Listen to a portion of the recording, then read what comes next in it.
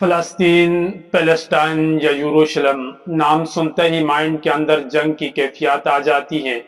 एक ऐसा खिता जो हमेशा तनाज़ात का शिकार रहा, जो हमेशा जंग का शिकार रहा। 4000 साल पर मुश्तमिल इस खिते की तारीख में हमेशा जंग व जदल रहा, खून खराबा रहा। तीनों इल्हामी मजहब मुस्लिम, जूस और क्रिश्चियन इस तक पहुंचने में और अपना कंट्रोल इस शहर में रखने में हमेशा कोशिश में रहे, तगो दो में रहे। यहाँ तीनों मजाहिब की मुकद्दस मकामात हैं। जूस के नज़दीक यहाँ हैकल सुलेमानी भी है, वेस्टर्न वाल जिसे दीवार गरिया कहते हैं वो यहाँ पर मौजूद है और वो हर सूरत पर इस तक पहुंचना चाहते हैं। जबकि क्रिश्चियन के नज़दीक यहाँ पर हज़रत ईसा अलैहिस्सलाम की जाए पैदाइश है और वो चर्च भी है जिसमें वो ईसा अलैहिस्सलाम की कब्र बताते हैं। और इसके साथ मुस्लिम जिनके नज़दीक यहाँ पर क़िबला अव्वल भी है और पैगम्बर इस्लाम का शब असरा यहाँ से आसमानों का सफ़र और अम्बिया की इमामत है।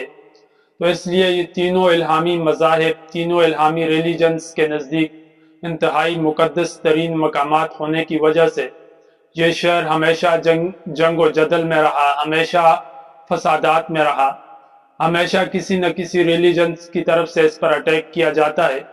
क्या है इस शहर की तारीख और क्यों इस तक ये तीनों मज़ाहिब पहुंचना चाहते हैं, तमाम तर हिस्ट्री को आज की इस वीडियो में एक्सप्लेन किया जाएगा।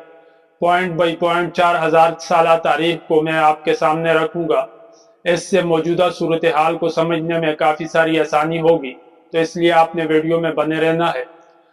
फ़लस्तीन की तारीख वैसे तो शुरू होती है 6000 साल पहले, जब नूह अलैहिस्सलाम के बेटे आसाम यहाँ पर आते हैं और कदीम यहूदी रवायात के मुताबिक यहाँ पर शहर कनान को आबाद किया जाता है। लेकिन हमारी स्टोरी का असल मोड़ हज़रत इब्राहीम अलैहिस्सलाम से शुरू होता है। प्रॉफेट इब्राहीम अलैहिस्सलाम इराक के अंदर पैदा होते हैं, वहाँ से इमिग्रेशन करके फ़लस्तीन चले आते हैं। आपकी दो वाइफ हैं, एक हाजरा है जिनसे आलमोस्ट हज़रत इस्माइल अलैहिस्सलाम पैदा होते हैं, और ये इमिग्रेशन करके मक्का चली आती हैं जिनसे अरब कबाइल चलते हैं और आखिर में हुजूर सल्लल्लाहु अलैहि वसल्लम इसी नस्ल से आते हैं। जबकि दूसरी वाइफ वो सारा हैं और सारा फ़लस्तीन के अंदर ही रहती हैं, सुकूनत अख्तियार करती हैं। उनके बेटे इसहाक अलैहिस्सलाम हैं जिन्हें फादर ऑफ बनी इसराइल भी कहा जाता है, और उनके बेटे याकूब अलैहिस्सलाम हैं जिनसे आगे बनी इसराइल के कबाइल चलते हैं। याकूब अलैहिस्सलाम के बाद बनी इसराइल के जितने भी कबाइल थे, जो हज़रत याकूब अलैहिस्सलाम से 11 बेटे पैदा हुए, वो आगे कबाइल की शक्ल अख्तियार करते हैं और शहर फ़लस्तीन से या यरूशलेम से बाहर निकल जाते हैं और मिस्र में आकर आबाद हो जाते हैं। मिस्र के अंदर उस वक़्त फ़िरौन की हुकूमत थी और फ़िरौन इंतहाई ज़ालिम हुक्मरान था जो कि तारीख के अंदर भयानक जुल्म बनी इसराइल पर करता था, जो कि एक अलग तफसील है, एक अलग तारीख है। लेकिन जब मूसा अलैहिस्सलाम यहाँ पर तशरीफ़ लाते हैं, बनी इसराइल को फ़िरौन के मुजालम से निजात दिला कर लेकर जाते हैं, और यहाँ पर एक डिज़र्ट है जिसे सहराए सीना भी कहा जाता है, उसके अंदर क़याम पजीर होते हैं। यहाँ पर ही तौरात इल्हामी किताब मूसा अलैहिस्सलाम पर नाज़िल होती है और मूसा अलैहिस्सलाम को अल्लाह ये ऑर्डर देता है कि वो अपने साथियों के साथ जाएं और यरूशलेम पर कब्ज़ा करें और यहाँ पर हुक्मरानी करें। जब मूसा अलैहिस्सलाम अपने साथियों को ये ऑर्डर सुनाते हैं तो वो इसको रिजेक्ट करते हैं और हज़रत मूसा अलैहिस्सलाम से फरमाते हैं कि आप और आपका रब जाएं और यरूशलेम को फतह करें। इनकी सज़ा ये उनको मिली कि बनी इसराइल को इसी डिज़र्ट के अंदर यानी सहराए सीना के अंदर 40 साल तक रखा। इजिप्ट और फ़लस्तीन के साथ एक सहरा है। अगर आप दुनिया के नक्शे को उठाकर देखें तो ये सहराए सीना आपको नज़र आएगा। इनके दरमियान में एक रूट कैनाल है, एक कैनाल की शक्ल है, और ये बहीरा रूम के बिल्कुल साथ फ़लस्तीन के साथ और इधर मिस्र के साथ दरमियान में ये वाक़े है।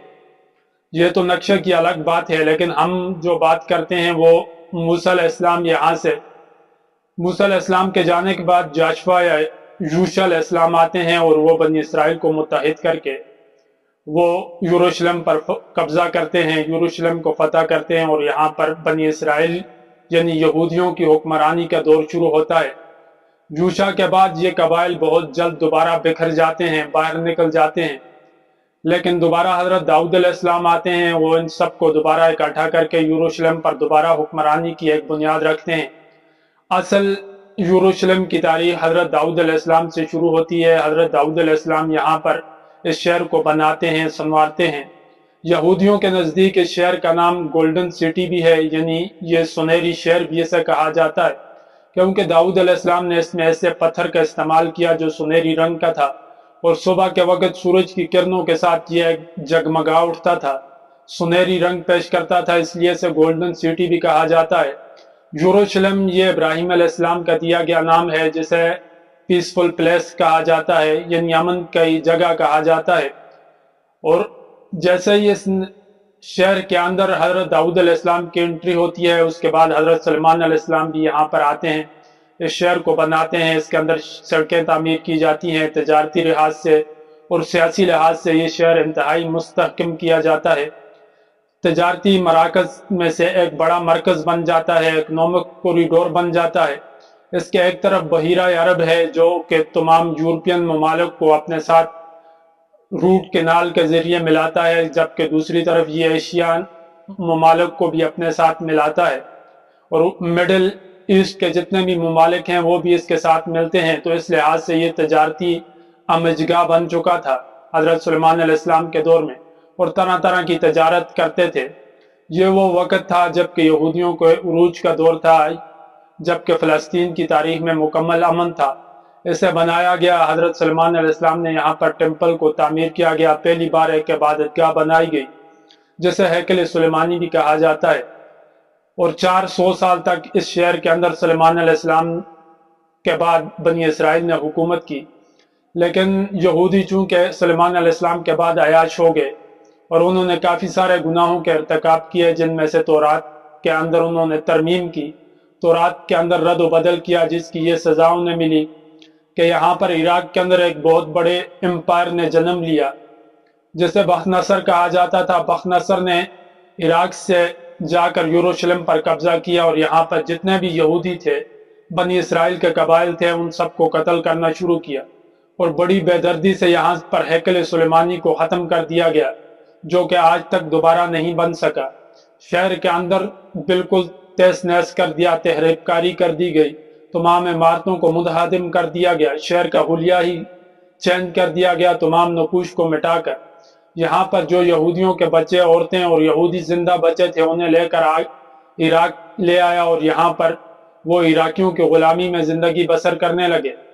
لیکن اس کے 70 سال بعد ایران کے اندر سائرس دی گریٹ کی حکومت قائم ہوتی ہے، اور وہ عراق کو فتح کر کے یہاں سے یہودیوں کو عراقیوں کی غلامی سے آزاد کر کے یروشلم کی طرف دوبارہ روانہ کرتا ہے، اور یہاں سے سائرس دی گریٹ دوبارہ فنڈ کا اجرا کرتا ہے، اس شہر کو دوبارہ تعمیر کیا جاتا ہے، تعمیر و ترقی دی جاتی ہے، دوبارہ انہی جگہ کو حضرت سلیمان علیہ السلام کے نقشے کے مطابق تعمیر کیا جاتا ہے۔ لیکن اسی دوران دوبارہ رومن امپائر آ جاتے ہیں، جو کہ ایک بڑی حکومت قائم کرتے ہیں، اور وہ دوبارہ یروشلم پر جا کر قبضہ کرتے ہیں، اور دوبارہ اس شہر کی اینٹ سے اینٹ بجا کر رکھ دیتے ہیں۔ اس کے اندر جتنی بھی بنائی گئی سلیمان علیہ السلام کی عمارتیں تھیں، یا اسی نقشے پر سائرس دی گریٹ نے دوبارہ تعمیر کی تھی، وہ سارے نقشے کو وہ دوبارہ سے مٹا دیتے ہیں۔ دوبارہ سے شہر کے اندر ایک جنگ و جدال کی کیفیت آ جاتی ہے، ایک جنگی کیفیات دوبارہ شہر کے اندر شروع ہو جاتی ہیں، اور اس طرح 600 سال تک یہاں پر رومن امپائر حکومت کرتے ہیں، اس شہر کو اپنے قبضے میں لے لیتے ہیں۔ اس شالے شہر کے اندر رومن امپائر، بلکہ مڈل ایسٹ کے بڑے حصے پر رومن امپائر حکومت کرتے ہیں۔ رومن امپائر کی 600 سالہ حکومت کے بعد یہاں پر اسلام کا ظہور ہوتا ہے، عرب کے خطے کے اندر اسلام بڑی تیزی سے پھیلنا شروع ہوتا ہے، پیغمبر اسلام تشریف لے آتے ہیں، سارے خطے میں اسلام پھیل جاتا ہے۔ اس وقت کی دو بڑی سلطنت تھی، رومن تھی اور پرشین تھی، یعنی روم اور فارس کی سلطنت تھی۔ ان کے خلاف اسلام تاریخی جنگیں لڑتا ہے۔ جنگ یرموک کے بعد حضرت عمر کے دور میں قادسیہ کی لڑائی لڑی جاتی ہے، رومن کو شکست فاش دی جاتی ہے، اور اسلامی لشکر بیت المقدس تک پہنچتے ہیں۔ یروشلم کے اطراف میں خالد بن ولید کی سربراہی میں قیادت میں اسلامی لشکر اس شہر کا محاصرہ کرتے ہیں۔ اس وقت یروشلم کا گورنر، جو کہ کرسچن تھا، جسے سفرونیس کہا جاتا ہے، وہ اس شرط پر شہر کی چابیاں مسلمانوں کے حوالے کرتا ہے کہ حضرت عمر کو یہاں پر बुलाया जाए और हज़रत उमर के हवाले की जाएं चाबियाँ। खलीफा वक्त को हज़रत खालिद बिन वलीद ये पैगाम भेजते हैं तो हज़रत उमर इंतहाई सादा लिबास में मदीना से रवाना होते हैं बैतुल मुक़द्दस को फ़तह करने के लिए। और यूँ इस्लामी तारीख़ में, इंसानी तारीख़ में पुरअमन तरीके से यरूशलेम को फ़तह किया जाता है। हज़रत उमर जब यरूशलेम को पहुँचते हैं तो सफरोनियस खुद बाहर आते हैं, उन्हें चाबियाँ दी जाती हैं। हज़रत उमर यहाँ पर नवाफिल भी अदा करते हैं, यहाँ पर तारीख़ी फ़तह की जाती है बैतुल मक़दस की। और इसके साथ सफरोनियस ये शर्त भी हज़रत उमर के सामने रखते हैं कि वो यहूदियों की एंट्री को यहाँ पर बैन करेगा, यहूदियों को यहाँ पर आने की परमिशन नहीं दी जाएगी, इंटर होने के लिए अलाउ नहीं होगा। लेकिन हज़रत उमर उसकी इस शर्त को रिजेक्ट करते हैं। तीनों मज़ाहिब के लिए इस शहर के दरवाजे खोल दिए जाते हैं। क्रिश्चियन यानी ईसाई, जूस यानी यहूदी और मुस्लिम तीनों यहाँ पर आकर इबादत भी कर सकते हैं और इस शहर के अंदर दाखिल भी हो सकते हैं। यूँ मुसलमानों की इस्लामी तारीख़ का सुनहरे दौर का आगाज़ होता है और बैतुल मुक़द्दस को खुसूसी तौर पर तामीर और तरक्की दी जाती है। मुसलमानों की खिलाफत राशिदा के बाद बनु उमय्या की हुकूमत आती है। बनु उमय्या के पहले हुक्मरान मरवान बिन अब्दुल मलिक बैतुल मक़दस की तामीर और तरक्की पर खुसूसी तवज्जो देते हैं। 100 साल बनु उमय्या की हुकूमत के खात्मे के साथ बनु अब्बास की हुकूमत आती है। बनु अब्बास के दूसरे खलीफा, दूसरे हुक्मरान अबू जाफ़र मंसूर भी यरूशलेम को खुसूसी तौर पर तामीर करते हैं, यहाँ की तामीर और तरक्की पर खुसूसी तवज्जो देते हैं। 350 साल तक मुसलमानों की हुकूमत यहाँ पर रहती है। यहाँ पर यहूदी, ईसाई और मुसलमान तीनों मज़ाहिब बड़े अमन के साथ पीसफुल तरीके से यहाँ से पर अपनी इबादत भी करते हैं, यहाँ पर रहते भी हैं। लेकिन 350 साल बाद मुसलमानों की अंदरूनी खाना जंगी की वजह से यूरोप से क्रिश्चियन एक बहुत बड़ा लश्कर लेकर आते हैं और दोबारा बैतुल मक़दस यानी यरूशलेम पर हमला करते हैं, अटैक करते हैं और यहाँ पर इस शहर को दोबारा से तहस नहस किया जाता है, दोबारा से इसके अंदर तहरीबकारी की जाती है। इस शहर के जितने भी नक्शा था इसे दोबारा मुनहदम किया जाता है। जो कि मुसलमानों की तारीख के अंदर तामीर की गई इमारतें थी, बैतुल मुक़द्दस को तामीर किया गया था या जो भी इमारतें बनाई गई थी उन सब को यहाँ पर क्रिश्चियन ने दोबारा मुनहदम कर दिया और शहर को दोबारा से ख़त्म कर दिया। 90 साल तक यहाँ पर ये हुक्मरानी करते रहे। यहाँ पर मुसलमानों और यहूदियों के खून से होली खेली गई और इसके बाद इस शहर को दोबारा से ख़त्म कर दिया गया। लेकिन बहुत जल्द मुसलमानों के पर फतह, यरूशलेम को फतह करने के बाद यहाँ पर सुनहरी दौर मुस्लिम हुक्मरानी का शुरू हो जाता है। यरूशलेम के दरवाजे तमाम मज़ाहिब के लिए खोल दिए जाते हैं। मुसलमान, यहूदी और क्रिश्चियन तीनों मज़ाहिब यहाँ पर अपने अपने तरीके से पीसफुल तरीके से इबादत करते हैं। कोई भी एक दूसरे के मामलात के अंदर मुदाखलत नहीं करता। और यूं चश्मे फलक ने देखा कि 800 साल तक मुसलमानों की यहाँ पर हुकूमत रही। यरूशलेम अमन का गहवारा बना रहा, यरूशलेम के अंदर अमन व अमान कायम रहा। लेकिन पिछले 100 साल से ये शहर दोबारा तनाज़ात में चला गया, दोबारा जंग के अंदर चला गया। चूँकि यहूदी यूरोप के मुख्तलिफ हिस्सों में आबाद थे और उनके जहन में ये चीज़ खटक रही थी कि वो दोबारा अपने वतन यानी फ़लस्तीन, यरूशलेम को वापस जाएं। ये वो तौरात के मुताबिक उनका आबाई वतन है। वो अपने आप को इब्राहीम अलैहिस्सलाम की जनरेशन से कहते हैं और इस सरजमीन का अपने आप को वारिस समझते हैं। इसलिए इंडिविजुअली वो मुख्तलिफ कंट्रीज़ के अंदर रहते थे। उनके जहन में ये चीज़ थी कि वो वापस जाएं और यरूशलेम को फतह करें, दोबारा यहाँ पर अपना एक कंट्री, एक बाकायदा रियासत की बुनियाद रखें। तो इसी चीज़ को उन्होंने मद्देनज़र रखते हुए दोबारा इमिग्रेशन फ़लस्तीन की तरफ शुरू कर दी। ओटोमन एम्पायर के खलीफा अब्दुल हमीद को इन बातों का पता था।